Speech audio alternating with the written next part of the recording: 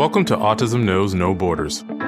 Discover what's possible when people impacted by autism inspire change and build community. Together with the Global Autism Project, here's your host, Rachel Harmon.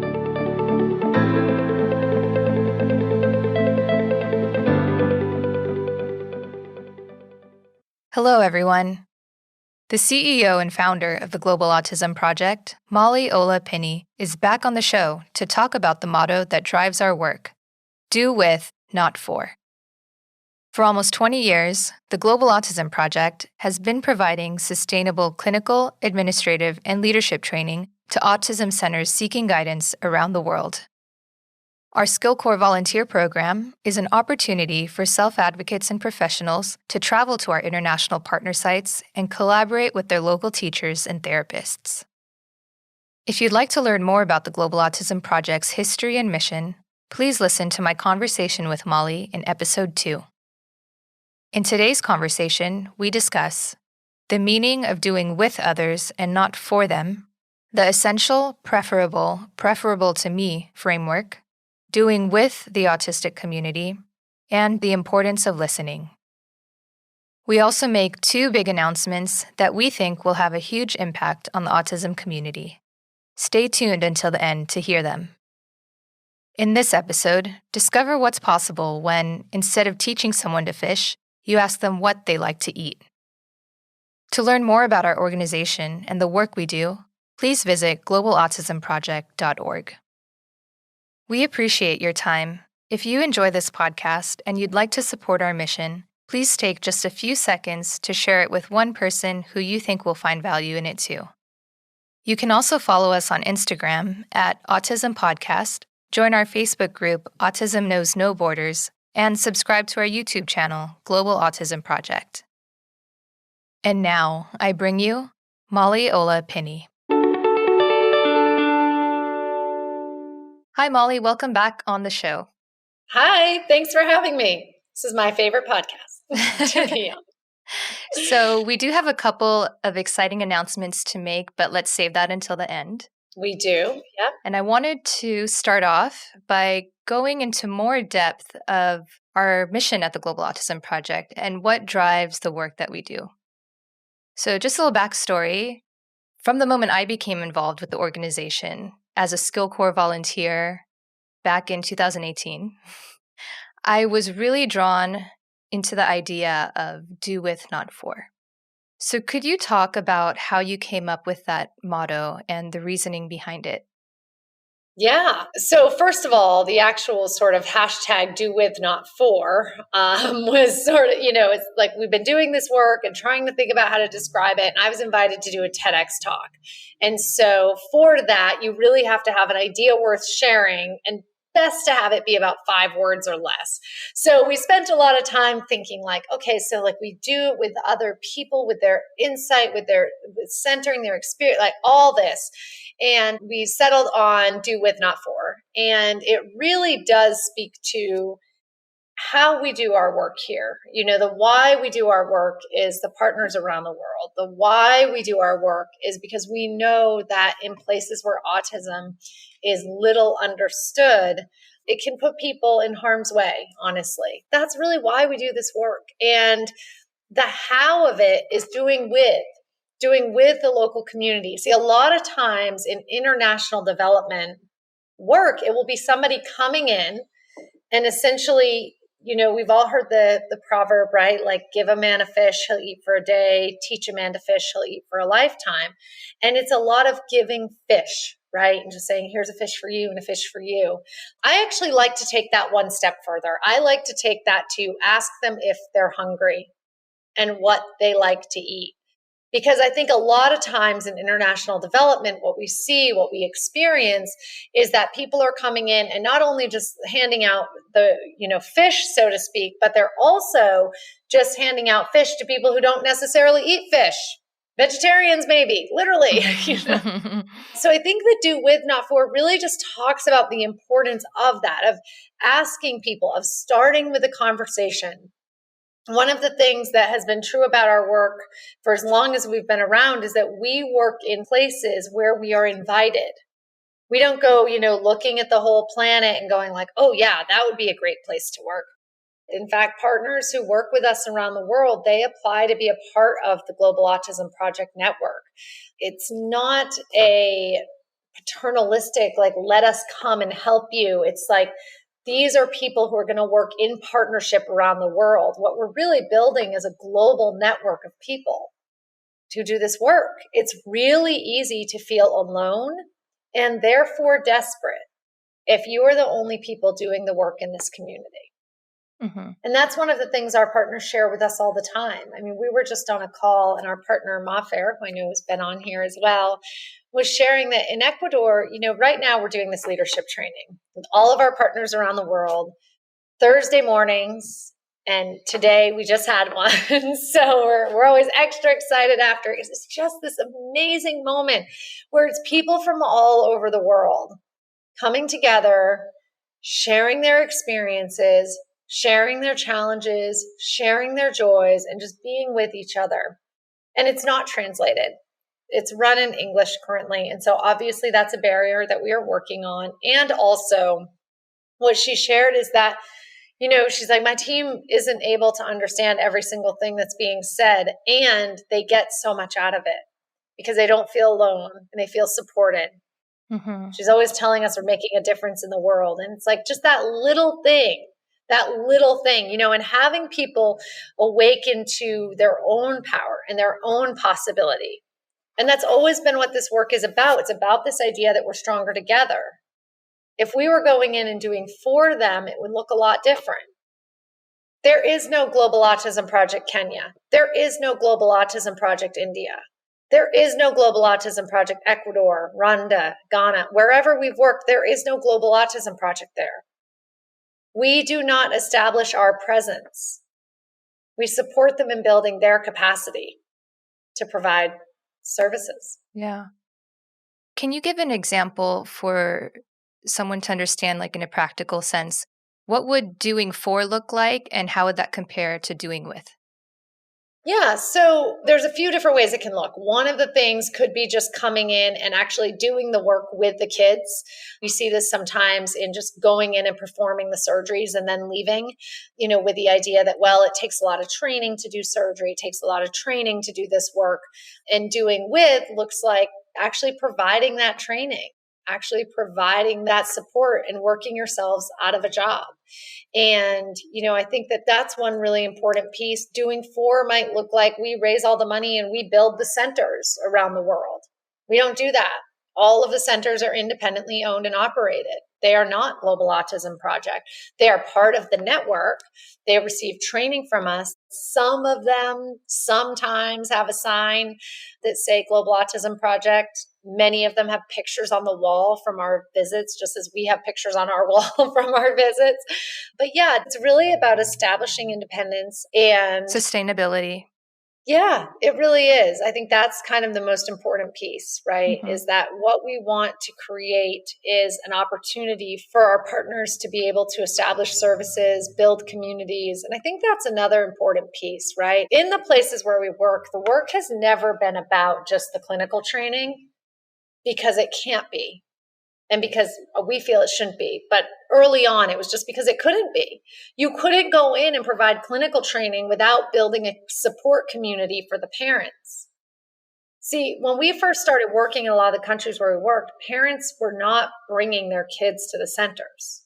That was one of the biggest things that we were working with our partners to try to get people to do, was to actually bring their kids, and not only to the centers, but out of their houses. I can't tell you the number of times I heard stories about kids who are locked up or alone at home, and the parents don't know what to do and they're fearful. And that's the reality of the work we do. We don't talk about that a whole lot because it's a lot more fun to focus on the positive and all the great things that are happening. But at the end of the day, I wouldn't be here 18 years later if it weren't for those real things that are happening. And make no mistake, this is not like, oh, those people over there, they treat those people that. No, this is global. There are kids in the US who are also not being sent to school, not being brought to centers, not getting access to services because of the stigma around autism. Yeah. It really makes you think that we have a long way to go. We all do. Mm-hmm. We all do. And, I think one of the most important things, especially right now, is in really listening to each other's needs. Deep in the ABA community and the autistic self-advocacy community, and there's a lot of disagreement, there's a lot of disconnect, and there's a lot of shutting each other down that's happening right now. Mm-hmm. And context is decisive. And you really have to look at the context of what's being done and taught where in all of it. And it's easy to say, the puzzle piece is a horrible thing and we should not have it and it represents harm to us. Maybe not easy to say. That's not fair to say. But we can say that, right? And if we go into a community where a parent has been doing all this research and they're just looking and they're desperate and they're trying to figure out, and they see we're walking around and we have a puzzle piece on our tote bag and they're like, there's that puzzle piece. I know what that means. Right or wrong, it represents something to somebody. So it's not an easy cut and dry decision to say, hey, we're not using it anymore. It's like we've carried these bags around countries where that has been the one thing that has opened up a conversation with a family member in a market. There's a lot of conversation right now around, should we teach eye contact? Should we allow people to engage in stimming behavior? Should we not? And I get it. And again, it's nuanced. And context is decisive. And in the context of, if you go into the market and you're doing these behaviors, potentially your life is in danger. We were talking with a staff member today who was reminding us that if you are a Black man engaging in stimming behavior, that could put your life in danger if you're dealing with the police. And so we really have to consider all of these aspects. And I get it. I get it. I want to live in a world where we can all be whoever we are, whatever expression it is. See, we've limited the expression of being human to kind of these binaries, right? Like man, woman, normal, not normal. We've done that. And it's really sad because there really is no right way or wrong way to express being human. And where do we start with all of this? So we're happy to have the conversations with our partners around the world. We're happy to have self-advocates travel and share their perspectives.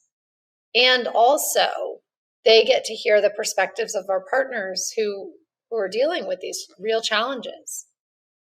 Could you explain how the framework regarding essential, preferable, and preferable to me fits into all of this?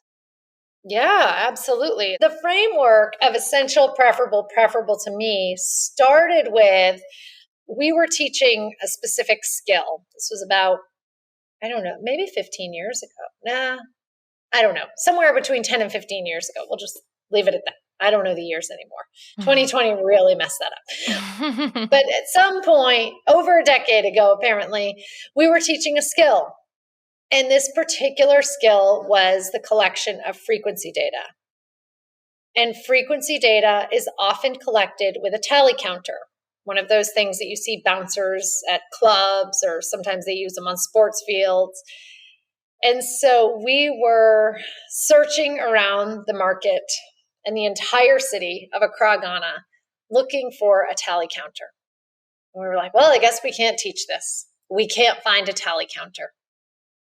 And what we realized in that moment is that, wait a minute, it's not essential that they use a tally counter. It's essential that this data gets collected.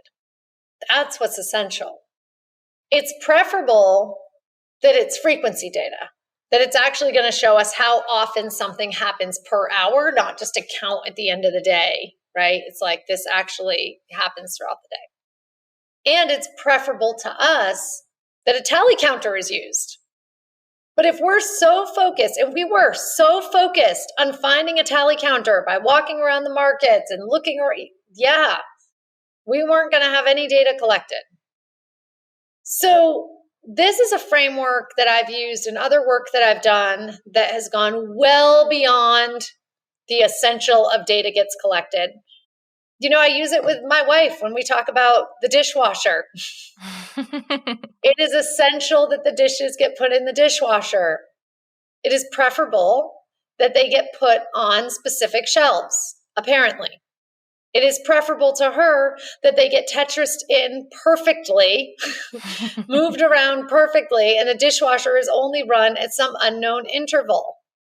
And so if she's so focused on putting the dishes in like Tetris and running the dishwasher at a certain specific interval, she's going to lose sight. It's essential the dishes get put in the dishwasher. And she's going to live with someone who leaves the dishes on the counter because I don't even know how you want them in the dishwasher.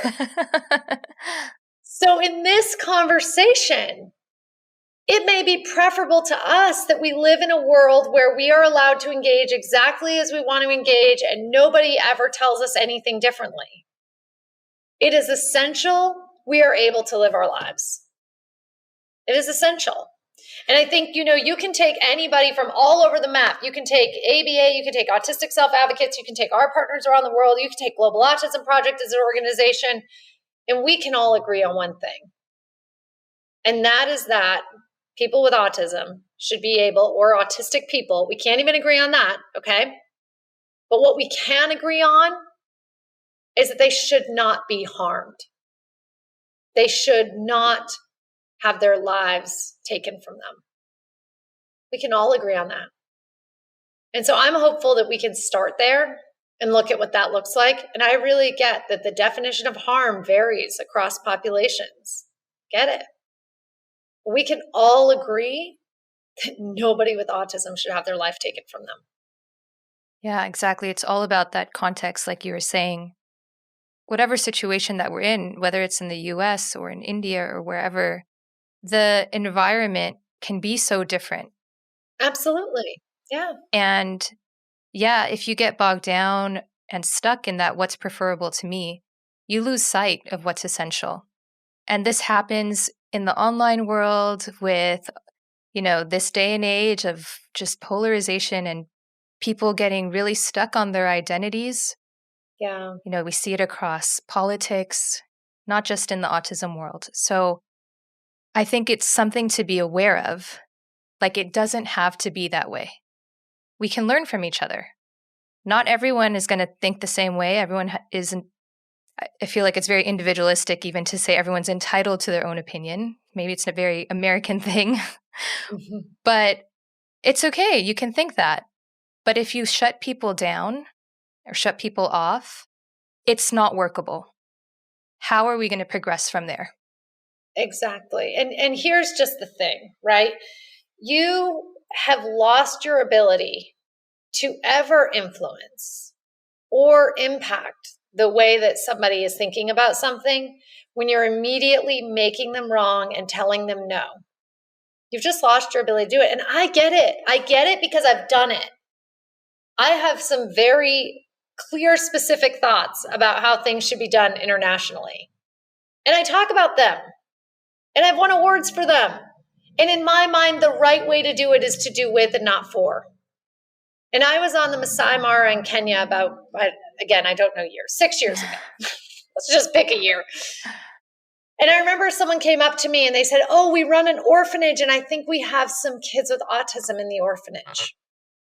Well, I have my own opinions about orphanages. I don't think orphanages should be run by people from other countries. And I have a lot of facts and a lot of books and a lot of resources and a lot of articles and a lot of education, and a lot of personal experience to back up why orphanages should not be run by people from other countries. And so I just blew them off. They said, "Oh, can I give you my phone number?" And I said, "Yeah, sure." Okay, bye. I didn't even keep their phone number. Because what's preferable to me is that you're not working with kids in an orphanage. What's essential is that those kids with autism in the orphanage get access to a community who can support their needs. Yeah. I could have built a relationship with those people running the orphanages. I don't know how many orphanages they run. I cut off any chance at possibility. possibility was no longer present. I got rid of their phone number. I'm not dealing with an orphanage, please. We thought about that back in Ghana. We learned about that. No, we don't do that here. And I think about that all the time. I think about how judging them and making them wrong because I didn't like the way in which they were doing their work really impacted someone's life. And I'm not sure who they are. And I've Googled it. I don't know. And I could have formed a relationship with those people. I could have gotten curious about them. I could have asked them what got them involved with orphanage work. And I probably would have found that their heart is in the right place. I probably would have found that they're loving, caring people who are doing the best they can with what they know. Usually people have good intentions. Yes, and I fully get the argument that that's not enough. And also, it's a starting point. I could have had a conversation. I could have spoken potentially to their entire company. We could have worked together. Maybe they ran other orphanages with more kids. I've been to orphanages that have kids with autism in them. And you might not like ABA, but I tell you what, you do not like what's going on in these orphanages where people have no idea what to do with these kids. And I don't talk about this a whole lot because, again, I'd rather focus on the great stuff that's happening. But I think it's important, especially as we've all been forced to engage on the internet in sound bites and emojis. It's really important to get that all over the world, there are things happening that nobody wants to have happen to these kids and adults if they make it to adulthood. Yes. So, Molly, I want to transition over to how this has kind of shaped doing with the autistic community. Yeah. You know, one of the things that has allowed the Global Autism Project to exist for 18 years so far and to survive, knock on wood, I know we're still in it, but survive a global pandemic is our constant willingness to look at ourselves and what we're doing and to look at, are we being who we say we're being? Are we doing with and not for? And I think that what in the last year, especially as we're hearing from more and more autistic voices and through the podcast and some people don't know that there's a lot of work and conversations and research that goes into producing a podcast episode. And if you've ever done research on the internet, you start looking at one thing and you're down a rabbit hole looking at the next thing and you're learning about something else. Oh, yeah. Oh, yeah. So we have learned a lot as an organization. And I said earlier, around the world, if people make it to adulthood, people ask me all the time, do you work with adults with autism in other countries? You can ask people in other countries, and some of them will tell you, we don't have adults with autism. And you think, well, surely that's not possible because autism doesn't impact your lifespan. The way society interacts with autism does. That's changing. That has changed a lot in the close to 20 years I've been working in this field. There are more and more autistic self-advocates around the world. And, it occurred to us, it was before the pandemic. I think it was probably maybe even maybe even two before the pandemic. We really started looking at, we had a number of autistic employees and we were getting into just some really amazing kind of after hours conversations on ableism. And it was just a lot of learning and really great. And so what we really learned is that we're seeing our partners around the world as the people that we're working in partnership with. People, the parents, the professionals, and also the autistic community has a lot to offer and a lot to share. And we can learn so much. We can learn so much about our inherent biases. We can learn so much about ableism. There's just so much to learn by truly listening and getting curious. I've started conversations with autistic self-advocates who say ABA is the worst thing in the world. It's abuse. They've literally put up their hands and gone at me. Mm-hmm. And we've had conversations. And we've just gotten curious. And we've gone from this to, sure, I'd love to help you with that. I'd love to be on your podcast. I'd love to, whatever it is. It's like we're able to sort of bridge that gap by just getting curious about each other. Yeah. And from a clinical standpoint, listening to the harm that ABA has caused and acknowledging that, learning from it. Acknowledging that. Yeah. Yeah. And people want to be heard, giving them that space to express that and applying their recommendations. Absolutely. Sometimes based on the context, it can't always be done, but in the perfect environment, not continuing to teach forced compliance or that pure extinction that really does cause trauma in the moment. Like I've seen this because I was taught this way almost 10 years ago when I started as a BT, and I've myself had to do a lot of unlearning also. Of course. Yeah. So I'm so thankful for these autistic voices speaking up and bringing awareness so that we can then make sure that our partners around the world are also practicing humane, compassionate ABA. Yeah.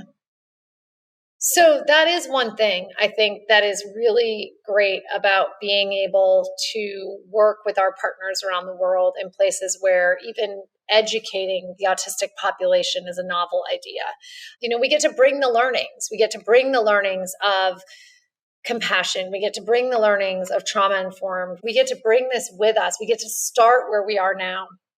And what's beautiful about that is with the SkillCorps program, people travel with us. They tend to be a little bit more open and amenable to tweaking the way in which they're working, to adjusting their thinking, because they're in a brand new culture. They're in a brand new place. And they're sort of like, how should I? And then they bring it back. And I think, to your point about acknowledgement goes a long way. And we have a really, really big problem in this culture and in this world at dealing with and addressing acknowledgement. We haven't acknowledged slavery. We haven't acknowledged the trauma that other health professions have caused. We haven't acknowledged the trauma of ABA. We haven't acknowledged it. Yeah. We haven't actually listened and heard what the concerns are. And when we do, we go, yeah, but. And this is distinct from the context needs to be considered. Because I have had these conversations with autistic advocates who tell me no one should ever be taught to not STEM. And I'm like, okay. And rather than saying, what if, yeah, but, I just start asking them questions. I just get curious about it. And I really genuinely say, like, well, what if you're in a country where if you're stimming in public, you run the risk of being kidnapped and brought for an exorcism? And it's like, well, yeah, they can't stim in public. Okay, so what do we do as practitioners in that case? What if they're a grown adult Black male and they're stimming in public and they're going to have an interaction with the police? Really genuinely, not what if, yeah, but I'm trying to one up you, but like, how do we address that? Say we address that by training the police. Yes, we do. Yes, we do. And there are a lot of police. Mm-hmm. Yeah. So what does SkillCorps look like in the future now that we're working with the autistic population? Yeah, I mean, the funny thing is it doesn't look wildly different than it did a couple of years ago. We have had autistic self-advocates traveling with SkillCorps for the past, almost since it started, honestly. And then we've really increased and really made an effort to have more autistic self-advocates traveling. So what does SkillCorps look like? It looks like an opportunity to meaningfully engage with autistic self-advocates. It looks like an opportunity to have these hard conversations with partners around the world. It looks like an opportunity to just collaborate, to learn from each other, to learn different ways of listening. Honestly, a lot of what SkillCorps looks like is learning to listen. Mm-hmm. We're so optimistic about the future with international travel now that a lot of people in the US are getting vaccinated against COVID. So I'll let you share that first announcement. Yeah, so we are going to be opening applications for SkillCorps 2022. And it brings me no greater joy. We had a call the other day with alums, and there was a slide that said, "Welcome back, SkillCorps." And I thought I was just going to burst into tears. It just, it for us, when we canceled the trips, I've talked about it on the podcast before, like it was a decision made that night, announced that morning kind of thing. And it just felt like we had no idea how long it was for. I remember we thought, oh, we'll postpone the trips until May. And so to be able to say, welcome back, SkillCorps, to be able to welcome people, to be able to have people joining us again, to have people be able to be excited about possibilities again, we're really thrilled. So we have a number of 2020 travelers who were not able to travel, and they will be traveling in 2022. And then we will have other spots available for travelers. So now is the time to apply. We've been kind of whispering about it so far. Applications were not even officially open, and we're already getting emails after email every day. So great. So I'll put a link in our show notes for people who are interested that they can go to our website, and the link to apply is directly on there. So globalautismproject.org. Yeah, excellent. And so as for the second announcement, we've been busy working behind the scenes to create something really exciting and very special. Yeah. And what it is, do you mind if I go ahead and talk about Go it ahead. a little bit? Okay. Yeah. So we're building this online platform for our community where people who are related to autism, whether they're a self-advocate, a family member, or a service provider, where everyone can come together and connect and know that they're not alone. And what's special about this space is that we really want to cultivate, this vulnerability and freedom to be authentic, not making people wrong.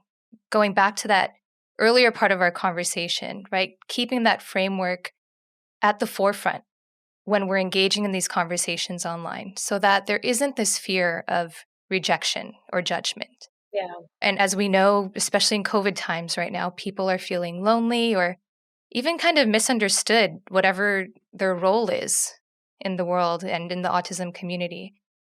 And the truth is, our community isn't connected. So we have these amazing podcast guests, we have these amazing listeners, and they just don't even know about each other. So sometimes we get these comments on Instagram, on YouTube, and I'll go and tell the guest, did you see what that person said about your episode?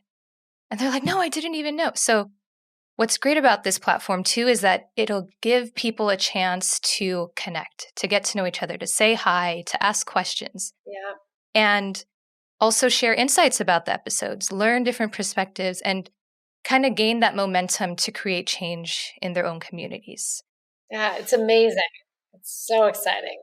We'll have exclusive events and monthly themed hangouts and Q&A sessions with previous podcast guests. And also what I'm really excited about is like roundtable discussions for experts to come on and talk about something specific.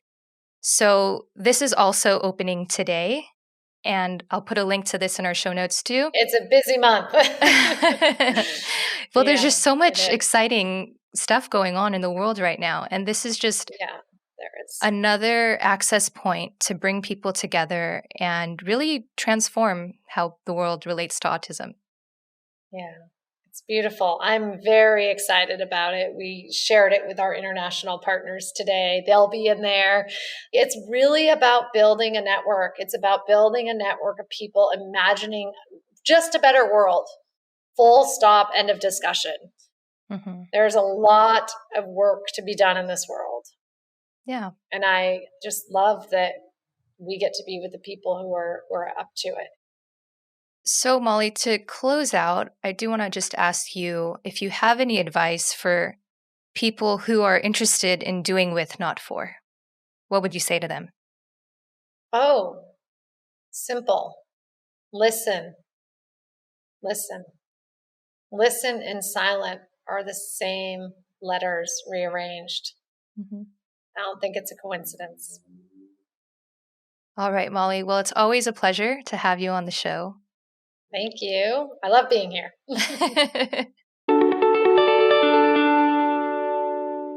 Thanks for tuning in to Autism Knows No Borders. When helping others, we can do what we think is best for them, or we can collaborate with them. Our Global Autism partners are the experts in their own communities. They know what's best for their students based on their particular environment. When SkillCorps volunteers work with them on goals that are socially significant to their culture, the results are more meaningful and sustainable. Applications for SkillCorps 2022 are open now. If you're a self-advocate or a professional in the field of autism services, visit globalautismproject.org/SkillCorps and reserve your spot today. Doors to our Global Autism community platform are also open.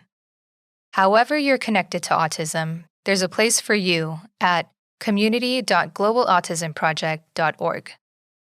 Join a group of passionate changemakers and transform how the world relates to autism. Thanks for listening. Take care.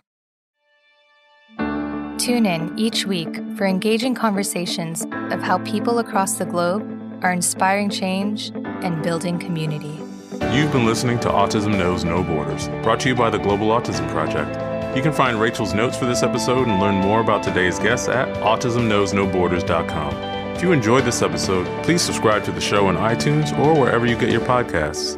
By doing so, you'll be helping us increase awareness and acceptance of autism around the world.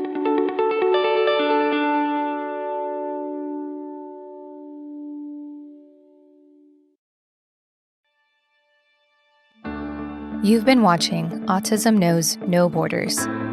If you like this video, please give it a thumbs up and subscribe to our channel.